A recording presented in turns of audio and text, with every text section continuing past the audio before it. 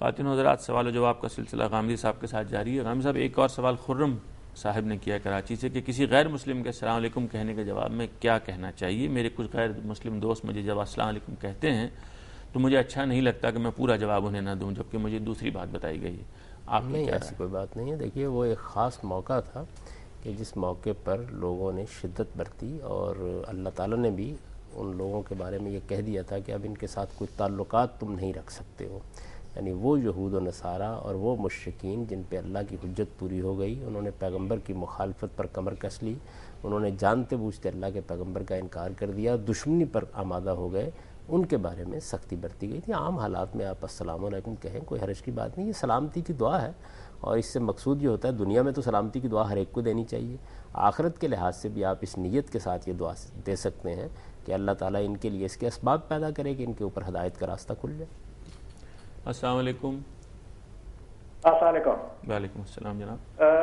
Doctor صاحب، امیر افضل بول رہا ہوں آزاد کشمیر سے۔ میرا پہلا سوال تھا جو نمبر 1 سوال تھا، جی، اس میں غامدی صاحب نے فرمایا ہے کہ یہ انسان کو جو اللہ تعالیٰ نے کہا یہ توردلا ہے، ظالم ہے، یہ اس کی سرشت میں نہیں۔ جی، وہ میرا خیال اس میں یہ ہے جی کہ یہ تو انسان کی جو جبلت میں ہے کہ وہ توردلا ہے، وہ ظالم ہے، اسی سے تو یہ سارے انسان دنیا میں یہ جتنے بھی ہوئے ہیں۔ جی، تو یہ تھوڑی سی تشنگی رہ گئی، اس میں کائنڈلی انہیں میں ریکویسٹ کروں گا کہ اس میں تھوڑی وضاحت کریں۔ Thank you. انہ کانا ظلوماً جہولا کے جملے کو 2 طریقوں سے سمجھا جا سکتا ہے۔ ایک طریقہ وہ جس سے وہ سمجھ رہے ہیں کہ انسان نے یہ اختیار کی امانت اس لیے اٹھا لی کہ وہ ظلم و جہول تھا۔ دوسرا پہلو یہ کہ اس کو نتیجے کے طور پر لیا جائے، یعنی اس نے ارادہ و اختیار کی نعمت کو اٹھا لیا، اس امانت کی ذمہ داری اٹھا لیا، اب اس کا نتیجہ یہ ہے کہ ظلم و جہول ہو کر رہ گیا ہے۔ یعنی جو اللہ تعالیٰ نے سورہ 3 میں بیان کیا ہے کہ میں نے تو احسن تقویم میں پیدا کیا تھا، ثم رددناہ اسفل سافلین، تو یہ دونوں طریقوں سے اس جملے کو سمجھا جا سکتا ہے۔ ان کا اطمینان اگر اپنی رائے پر ہے تو کوئی حرج نہیں۔ اس میں آپ کچھ تحریری بتا دیں، کوئی کسی جگہ ان کو رہنمائی مل جائے گا؟ میرا خیال یہ ہے کہ اس میں مولانا امین احسن اصلاحی نے اپنی تفسیر تدبر قرآن میں بہت اچھے طریقے سے اس کو بیان کر دیا، وہ اس کو دیکھ لیں۔ غام صاحب، خرم صاحب جو کراچی سے انہوں نے ای میل کے ذریعے سوال کیا، اس کا ایک اور حصہ یہ تھا کہ غیر مسلم اگر کسی مسلمان کے جذبات کو مجروح کرے اور قرآن وغیرہ کی بے حرمتی کرے یا رسول اللہ کے بارے میں کوئی گستاخانہ بات کرے تو اس کی کوئی سزا ہے؟ ان کا کام تو یہ ہے کہ یہ اپنی دعوت اس کے سامنے پیش کریں، محبت کے ساتھ توجہ دلائیں، اس کو بتائیں کہ دوسروں کے جذبات مجروح نہیں کرنے چاہیے۔ یہ جو شخصیات ہیں ان کے ساتھ ہم مسلمان بے پناہ محبت رکھتے ہیں، بے پناہ تعلق کی خاطر رکھتے ہیں، تو یہ تو ایک عام انسان کو بھی کبھی نہیں کرنا چاہیے کہ جس کے ساتھ اس کو محبت کا تعلق ہو اس کے بارے میں توہین آمیز رویہ اختیار کر لے۔ تنقید کرنا، کوئی اختلاف کرنا، یہ بالکل ایک الگ چیز ہے۔ اب رہ گئی یہ بات کہ پاکستان میں کوئی آدمی ایسا کرتا ہے تو یہاں ایک قانون موجود ہے، اس کے تحت کارروائی بھی ہو جاتی ہے، لیکن کوشش ایک عام مسلمان کو یہ کرنی چاہیے کہ جب اس طرح کا کوئی معاملہ ہو تو اس کو اشتعال کا، فساد کا ذریعہ بنانے کی بجائے وہ اپنے اس بھائی کو توجہ دلائے کہ دیکھو تم ایک غلطی کر رہے ہو، یہ ایک بڑی غلطی ہے، تمہیں یہ غلطی نہیں کرنی چاہیے۔ شائستگی، تہذیب، یہ ہر مذہب کی بنیادی اخلاقیات میں سے ہے، اور جب ہم کسی شخصیت سے محبت رکھتے ہیں تو تمہیں یہ چاہیے کہ ان جذبات کا احترام کرو۔ یہ چیز ہے، جب آپ یہ کریں گے تو آپ اس کی مدد کریں گے کہ وہ اس صورتحال سے نکلے۔ یہ ایک جہالت ہے جس میں ایک آدمی مبتلا ہو گیا، اس سے وہ نکلے۔ جہاں تک اللہ تعالیٰ کے دین کا تعلق ہے اس میں اس طرح کے معاملات میں کوئی قانون سازی نہیں کی گئی شریعت میں۔ البتہ ہر مسلمان قوم جس طرح باقی معاملات میں قانون سازی کرتی ہے اس میں بھی کوئی قانون بنا سکتی ہے، تو ہمارے یہاں بھی لوگوں نے ایک قانون بنایا ہوا ہے، اس کے بارے میں 2 رائیں ہو سکتی ہیں، لیکن جہاں تک شریعت کا تعلق ہے اس میں 5 ہی جرائم ہیں جن کی سزائیں مقرر کی گئی۔ ٹھیک ہے، السلام علیکم۔ وعلیکم السلام سر، میں اکبر کوئٹہ سے بول رہا ہوں سر۔ جی فرمائیے۔ تو میرا غامدی صاحب سے کوشچن ہے کہ ایک پریگننٹ عورت ہے جی، تو اگر اس کو اپنا مولد جو ہے نا اپنے روزے رکھنے سے منع فرماتا ہے جی، کہ بھئی آپ کے بچے کو نقصان ہو سکتا ہے، جی، تو کیا وہ روزے رکھ سکتی ہے یا نہیں؟ اور دوسرا، اگر پھر بعد میں وہ فدیہ دے یا پھر یا روزے رکھے، اس کے سارے اس بارے میں تھوڑا بتا دیں سر۔ جناب میں پوری طرح سمجھ نہیں سکتا۔ حاملہ عورت کے لیے روزے رکھنے کی ڈاکٹر نے اجازت نہیں دی، تو کیا اس کو بعد میں فدیہ دینا ہے یا روزے رکھنے؟ نہیں، جب وہ بعد میں جب فارغ ہو جائیں گی اس سے پھر انہیں روزے ہی رکھنے ہوں گے، اور اس وقت اگر وہ محسوس کرتی ہیں کہ پورا سال ہی اس میں گزر جائے گا اور روزے وہ نہیں رکھ سکیں گی تو یہ ہو سکتا ہے کہ پھر وہ فدیہ دے دیں۔ یعنی فدیہ تو اسی صورت میں دیا جائے گا کہ جب آپ کے لیے روزے رکھنے کا کوئی امکان ہی باقی نہیں رہا۔ لیکن یہ آپشن تو ہے نا کہ اگر ڈاکٹر اجازت دے دے اور وہ ہمت محسوس کرے تو رکھ سکتے ہیں، تو رکھ بھی اس کا سکتے ہیں۔ تعلق تو ڈاکٹر سے۔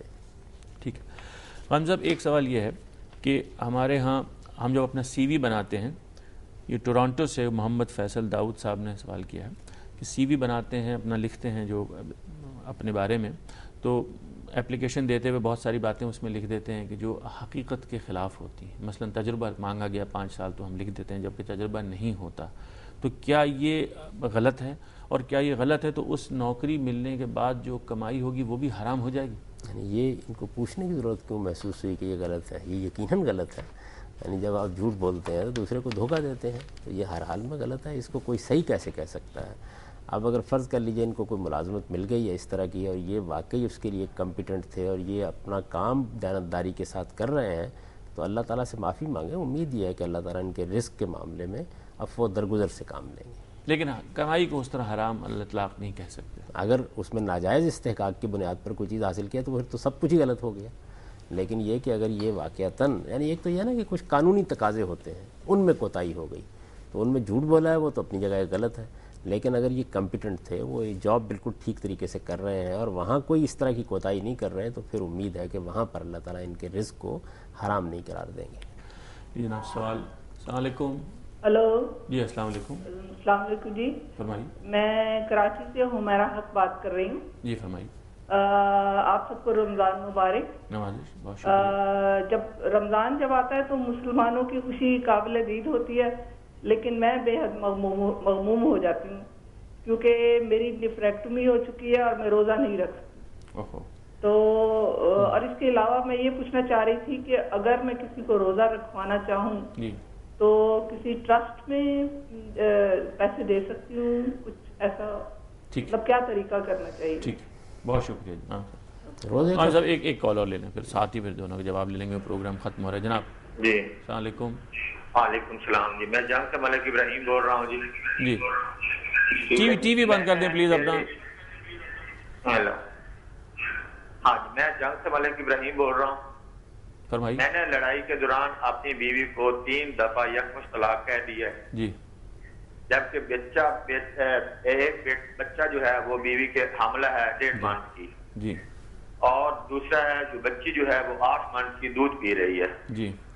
تو اس میں علماء حق یا آپ کیا رائے دینا چاہتے ہیں؟ اور پھر جبکہ میں فقہ حنفی سے تعلق رکھتا ہوں. جی.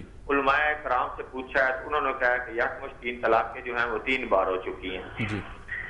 جبکہ قرآن و حدیث جو ہے وہ اور ثابت کرتی ہے، اور فقہ جو ہے وہ حضرت فاروق رضی اللہ تعالیٰ عنہ کا آخری دور لے کر اس کو کہتے ہیں کہ 3 بار یکمشت جو طلاق دی گئی اس کو 3 بار ہی ایکسیپٹ کیا جائے گا. ٹھیک ہے. ہم قائم صاحب کے سامنے آپ کا مسئلہ رکھ کے دیتے ہیں. پہلے روزے کے بارے میں بتائیے. وہ بہن نے پوچھا تھا کہ وہ روزہ نہیں رکھ سکتی.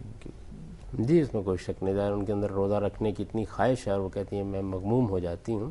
وہ فدیہ دے دیں، اور فدیہ ایک مسکین کا کھانا ہے، اس کے برابر وہ کسی یتیم خانے میں بھی دے سکتے ہیں، کسی ٹرسٹ کو، کسی اجتماعی ادارے کو بھی دے سکتے ہیں، کسی اجتماعی ادارے کو دے سکتے ہیں جس میں مسکینوں کا کھانے کا انتظام کیا. یعنی کیونکہ اللہ تعالیٰ نے اس کو مقرر ہی اس مقصد کے لیے کیا ہے.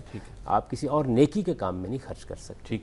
یعنی جہاں پر غریبوں کا، مسکینوں کا، طالب علم ہے، بہت سے دینی مدارس کے طالب علم ہیں، ان کے لیے کھانے پینے کا بندوبست اسی طریقے سے کیا جاتا ہے. یتیم خانے ہیں اور بہت سے اس طرح کے ادارے ہیں جہاں کھانا کھلانے کا مقصود ہو، وہاں وہ دے سکتے ہیں. 3 طلاق کا مسئلہ. یہ پہلی بات تو یہ ہے کہ انہوں نے کس نیت سے طلاق دی تھی. بظاہر تو یہ کہہ رہے ہیں کہ غصہ آ گیا تھا، اس میں انہوں نے یہ الفاظ کہہ دیے، تو ان کا ارادہ بھی تھا، نیت بھی تھی. طلاق نیت اور ارادے سے ہوتی ہے. اگر نیت تھی، ارادہ تھا، طلاق دینا چاہتے تھے، انہوں نے بقائمی ہوش و حواس طلاق دی ہے. کوئی غصے اور اشتعال کے عالم میں کہے گئے الفاظ نہیں ہے جو ہمارے عام طور پر گالی کے طور پر لوگ کہہ دیتے ہیں، تو پھر طلاق ہونے کی کوئی وجہ نہیں ہے. ان کو فوراً اللہ سے معافی مانگنی چاہیے. تو میں جو کچھ تحقیق کر سکا ہوں میں نے بیان کر دیا. باقی فقہ حنفی کا مسئلہ وہی ہے جو ان کو بتا دیا گیا ہے. یہ اس پہ اطمینان رکھتے ہیں تو اس کے بعد تو پھر کوئی گنجائش باقی نہیں. لیکن میرے نزدیک تو یہ ضروری ہے کہ یہ پہلے اپنے ضمیر کی طرف متوجہ ہوں اور اس سے پوچھیں کہ یہ طلاق دینا چاہتے تھے، ارادہ تھا ان کا، انہوں نے یہ کام ارادے سے کیا ہے، نیت کے ساتھ کیا ہے. اگر نیت اور ارادے کے ساتھ کیا ہے تو تب طلاق ہوگی. ٹھیک. خان صاحب کا بہت شکریہ. خواتین حضرات، آج کے پروگرام کا وقت ختم ہوا. آپ سے انشاءاللہ اگلے اتوار کو ملاقات ہوگی. اس دوران میں ہمارے پروگرام کے بارے میں آپ کچھ لکھنا چاہیں تو ہمیں ای میل کیجیے، اور انٹرنیٹ پر ہمارا یہ پروگرام آپ دیکھ سکتے ہیں، اور اس کا ریپیٹ 4:30 بجے انشاءاللہ ہفتے کے روز ہوگا. اجازت دیجیے. خدا حافظ.